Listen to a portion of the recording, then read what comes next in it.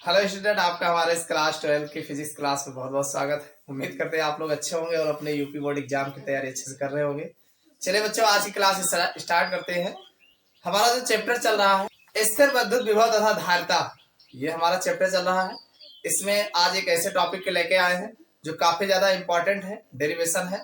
एक चीज जाने रहिएगा, आपके एग्जाम में डेरिवेशन, न्यूमेरिकल, ये सारी बातें कॉमन है, यानी ये आपको आना चाहिए। अगर ये चीजें नहीं समझ में आता है तो आपका काफी ज्यादा नंबर आपके क्वेश्चन सॉल्व नहीं कर पाओगे। तो इसलिए आप लोग डेरिवेशन और न्यूमेरिकल पर पकड़ आपकी अच्छी होनी चाहिए, तभी आपका फिजिक्स का पेपर आसान हो जाएगा। तो चलिए बच्चों, आज एक ऐसे डेरिवेशन को लेके आए हैं जो आपके बोर्ड एग्जाम में मान के चलिए अक्सर बार बार पूछा गया है। आज का हमारा जो मोस्ट इंपॉर्टेंट टॉपिक है, इसी का जो निरक्षीय स्थिति में विद्युत विभव ज्ञात किया जाता है कि विद्युत द्विध्रुव के कारण किसी बिंदु पर उत्पन्न विद्युत विभव निरक्षीय स्थिति में कैसे निकाला जाता है, इसको भी देख लेते हैं।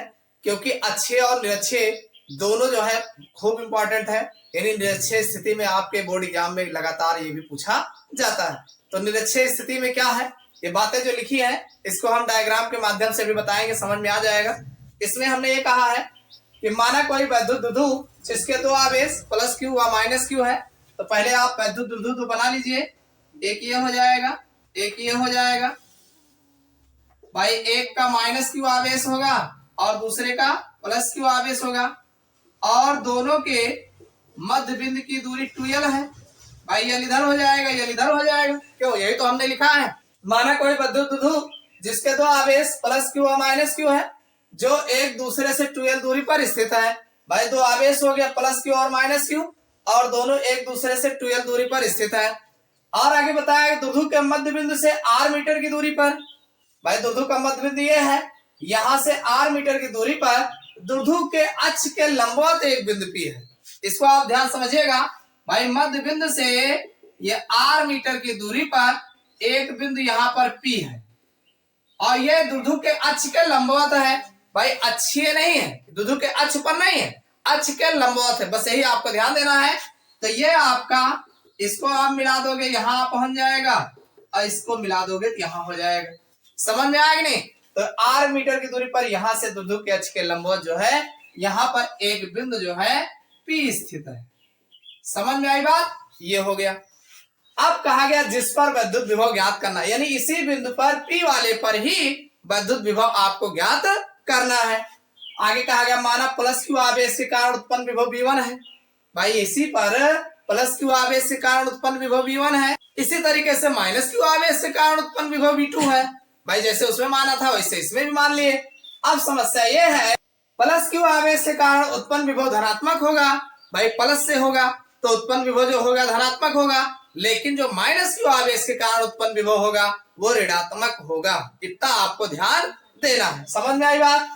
तो इस प्रकार परिणामी विभव क्या होगा, इसको आप ऐसे लिख सकते हैं भाई। परिणामी विभव की अगर आप बात करते हैं तो V बराबर ये V1 प्लस V2 होगा।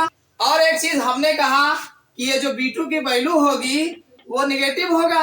यही तो हमने कहा कि प्लस क्यू आवेश के कारण उत्पन्न विभव धनात्मक होगा तथा माइनस क्यू आवेश के कारण उत्पन्न विभव ऋणात्मक होगा। तो ये ऋणात्मक हो जाएगा। तो यहाँ पर V बराबर V1 और माइनस V2 हो जाएगा। एक काम और कर लीजिए भाई, ये R हो गया ना। अगर यहाँ से यहाँ तक की दूरी निकाल लेते हैं, यहाँ की यहाँ तक की दूरी निकाल लेते हैं, इसको आप ऐसे निकाल सकते हैं। इसको A मान लीजिए, इसको B मान लीजिए, इसको 0 मान लीजिए, और ये P आप मान लीजिए, लिया ही है। तो आपकी ये दूरी L है, ये R है, तो ये दूरी आप निकाल लीजिए भाई। ये दूरी आपको निकालना है तो आप पाइथागोरस प्रमेय अच्छे से जानते हो कि AP स्क्वायर बराबर ये आपका OP स्क्वायर हो जाएगा, ये वाला, और प्लस AO स्क्वायर हो जाएगा। समझ में आएगा नहीं? AO। अब यहाँ पे वैल्यू जब रखेंगे तो OP की वैल्यू कितना है, R स्क्वायर हो जाएगा, और प्लस ये L स्क्वायर हो जाएगा। हमें AP निकालना है तो ये अंडर रूट में चला जाएगा, R square plus L square. समझ में आ गया ना? बस यहीं पे उठा के इसको रखना है। तो ये आपका यहाँ की value R square plus L square, तो इतना ये भी हो जाएगा।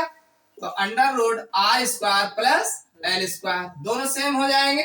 समझ में आएगा नहीं? क्योंकि ये भी इधर वाला दोनों सेम ही नजर आ रहे हैं, ठीक, उतनी दूरी है, तो ये आपका आ जाएगा। आप ध्यान सुनिएगा भाई इस प्रकार अगर देखा जाए भाई, प्लस क्यू आवेश के कारण उत्पन्न विभव V1 बराबर क्या हो जाएगा भाई 1/4 पाई एप्सिलॉन 0 रहेगा ही रहेगा, क्यों रहेगा, और दूरी कितना है, तो ये हो जाएगा under root r² plus l², ये आ जाएगा।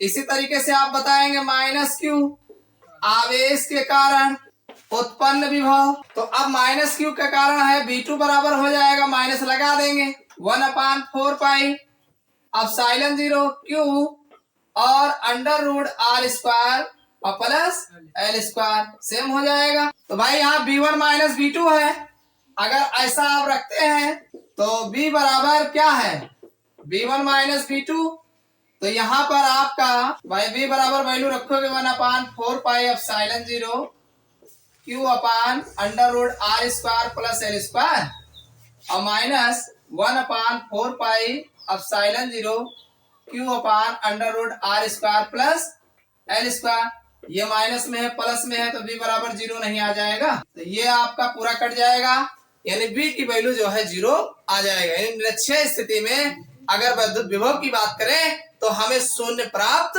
होता है। समझ में आया कि नहीं, कुछ नहीं करना है भाई, प्लस क्यू आवेश के कारण उत्पन्न विभव जो होगा V1 होगा, माइनस क्यू आवेश के कारण उत्पन्न विभव V2 होगा, और दोनों की दिशाएं एक दूसरे के विपरीत है, एक पे प्लस आवेश होगा दूसरे पे माइनस आवेश होगा, तो चूंकि दूरी सेम हो जाएगी तो इस वजह से दोनों का जो है एक दूसरे से कट जाएंगे, यानी घटाओगे 0 आ जाएगा, तो इसलिए उत्पन्न विभव जो होगा वो 0 होगा। तो समझ में आ गया होगा। आप लिख सकते हैं इस प्रकार, विद्युत विभव जो होगा निरक्षीय स्थिति में जो हमें प्राप्त होता है वो शून्य प्राप्त होता है।